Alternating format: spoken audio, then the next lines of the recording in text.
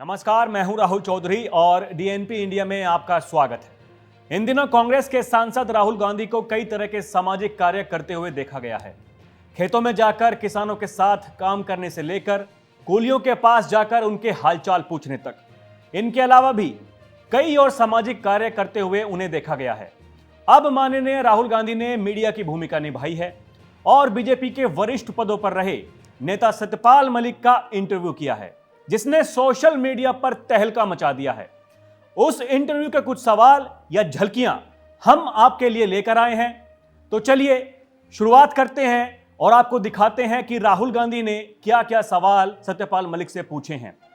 राहुल गांधी ने पूछा कि आप कब से राजनीति में हैं, तो सुनिए सत्यपाल मलिक ने क्या कहा। मैं राजनीति में स्टूडेंट लाइफ से हूँ, क्योंकि मैं अपनी यूनिवर्सिटी में प्रेसिडेंट था ट्वाइस, और जिस साल मैं यूनिवर्सिटी छोड़ रहा था तभी मुझे चरण सिंह जी ने बुलाया, और चरण सिंह जी के तब 30 MLA छोड़ गए थे।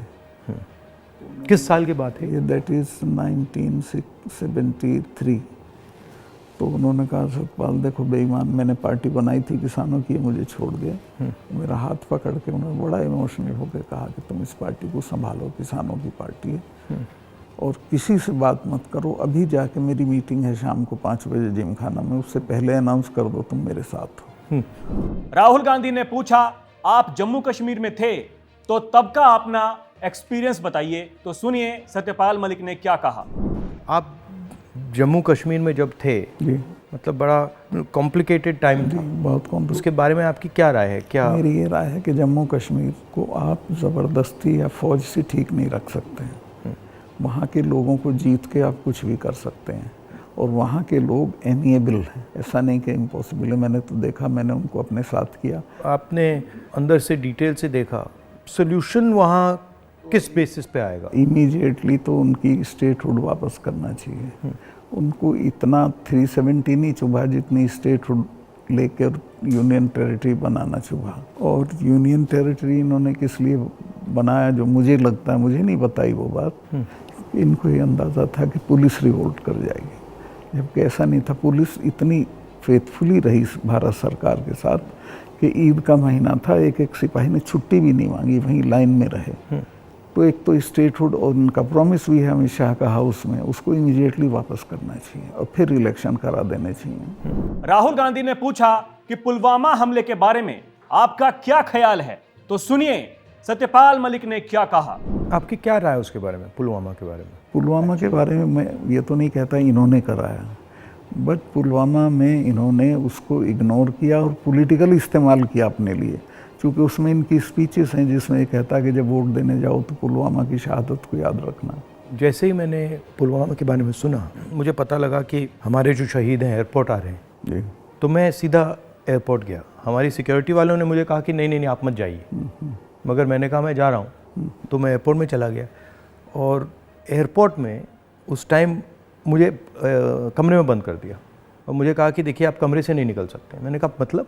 तो उधर वो सब शहीद आए थे, वहाँ पे आर्मी के लोग थे, प्रधानमंत्री आ रहे थे, और मुझे मतलब लिटरली चाबी से बंद किया कि आप बाहर नहीं जा सकते। मैंने सिक्योरिटी वालों से बोला ये मतलब ऐसे कैसे कर सकते हैं, और फिर लड़के मैं वहाँ से निकला। तो मुझे लग रहा था कि एक पूरा वहाँ पे शो सा क्रिएट हो रहा था। हाँ वो था ही, वो प्रधानमंत्री को श्रीनगर जाना चाहिए था, राजनाथ सिंह आए थे, मैं था, हम लोगों ने श्रद्धांजलि दी थी। प्रधानमंत्री को उसी दिन जाना चाहिए था। नहीं, मगर मुझे उसमें क्या शौक लगा कि ऐसे लग रहा था कि एक कोई बड़ा इवेंट सा हो रहा है ना इसके लिए, और वहाँ पे प्रधानमंत्री आए हैं, और ये पूरा मतलब जैसे देश को दिखा रहे हैं कि भैया देखो, काफ़ी डिस्टेस्टफुल सा था। जिस दिन ये हुआ तो ये नेशनल कॉर्बेट पार्क में शूटिंग करा रहा था अपनी, तो ये अवेलेबल, मैंने 3-4 बार कोशिश की, मिला ही नहीं मुझको। 5 या 6 बजे इसका फ़ोन आया, हाँ सतपाल भाई क्या हुआ? मैं कहा हमारे इतने लोग मर गए हैं और हमारी गलती से मरे हैं। तो बोला नहीं चुप रहना, अभी कुछ नहीं बोलना इस पर। फिर 1 घंटे बाद ये डोभाल जो मेरा क्लास फेलो रहा लॉ में मेरठ में, तो इसका फ़ोन आया, सतपाल भाई आप बोल दी। मैं 2 चैनल को बोल चुका था ये बात, तो इन्होंने कहा नहीं कुछ नहीं बोलना है इस पर। मैं कहा ठीक है, मैं समझा कुछ जांच वाँच कराएंगे, उस पर असर पड़ेगा। कुछ भी नहीं। तीसरे दिन इनका आ गया कि ये पुलवामा की शहादत को याद रखो और अब हम बालाकोट करेंगे, ये करेंगे, वो करेंगे। और अभी तक उसमें कुछ नहीं हुआ? कुछ नहीं, करना भी नहीं है इसको। पुलवामा के शहीद जिस तरह हुए थे इसलिए हुए कि उन्होंने 5 एयरक्राफ्ट मांगे थे। अगर वो मेरे से मांग लेते तो मैं इमीडिएटली कर देता। मैं तो वहाँ स्टूडेंट्स जब जम्मू में फंस जाते थे बर्फ में, उनको एयरक्राफ्ट से, क्योंकि दिल्ली में एयरक्राफ्ट इमीडिएटली मिलता है किराए पे। 4 महीने तक एप्लीकेशन उनकी पड़ी रही होम मिनिस्ट्री में, और 4 महीने बाद वो खारिज कर दी कि नहीं देंगे। तब वो सड़क से चले। इतना बड़ा, मतलब 4 महीने के लिए वो चले ही नहीं? चले ही नहीं, इसलिए कि वो सड़क से चलना बिल्कुल इनसिक्योर होता है, वो उनके उसमें नहीं है सिस्टम में। 5 जहाज मांगे थे उन्होंने, वो नहीं दिए। 4 महीने तक लटकाए रखे। और तो 4 महीने के लिए क्या होल्ड पे थे क्या? होल्ड पे थे सब। मेरे सामने नहीं आई। अगर मेरे सामने आई होती तो मैं उसमें कुछ करता। That was between CRP and home ministry. लेकिन ये थी कि अटैक हो सकता है। इसके अलावा वो जो गाड़ी टकराई थी वो 10 दिन से घूम रही थी वहाँ, पूरा आप समझिए कि भरी हुई विस्फोटक से।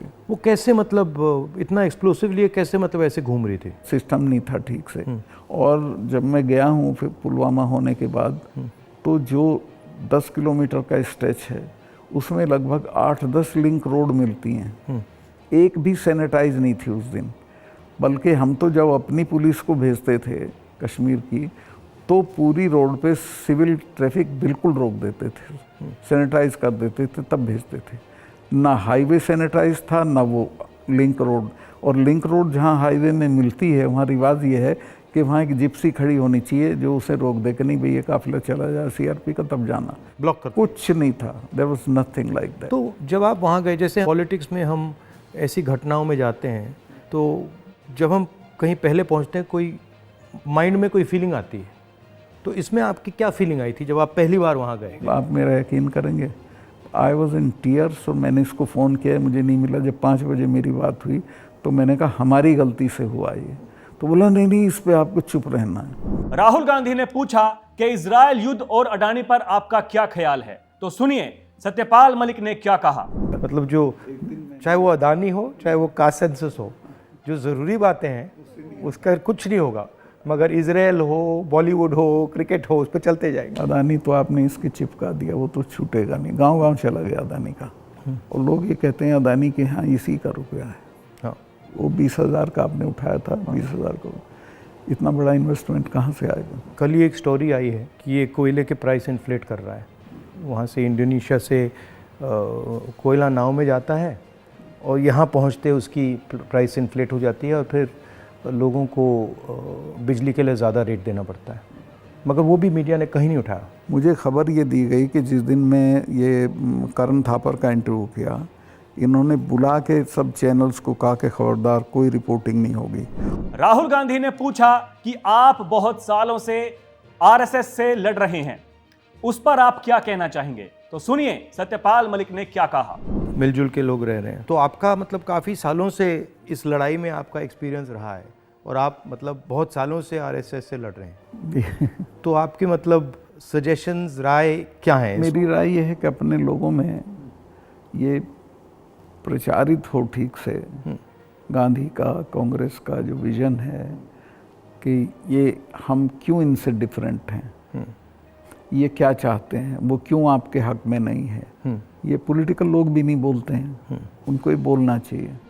तो आपने सुना कि राहुल गांधी ने सत्यपाल मलिक से जो सवाल किए, उन पर सत्यपाल मलिक ने क्या जवाब दिए।